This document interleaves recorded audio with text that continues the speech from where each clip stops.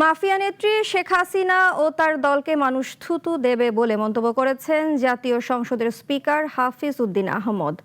দুপুরে জুলাই গণঅভ্যুত্থান স্মৃতি জাদুঘরের চলমান উন্নয়ন কার্যক্রমের বাস্তবায়ন অগ্রগতি পরিদর্শন শেষে তিনি এ মন্তব্য করেন। স্পিকার বলেন, জুলাই অভ্যুত্থানের সময় মাফিয়া শেখ হাসিনা তার খুনিদের সরাসরি হত্যার নির্দেশ দিয়েছেন। তার কল রেকর্ড জুলাই জাদুঘরে সংরক্ষিত আছে বলেও তিনি দাবি করেন।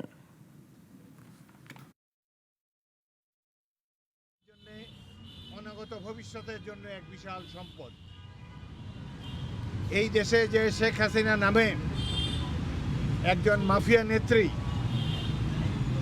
ভুয়া পাতানো নির্বাচনের মাধ্যমে তার গোষ্ঠীর রাজত্ব কায়েম করেছিল, লুটপাট চালিয়ে গিয়েছে 16 বছর ধরে, তারও একটি চিত্র আপনারা দেখতে পাবেন।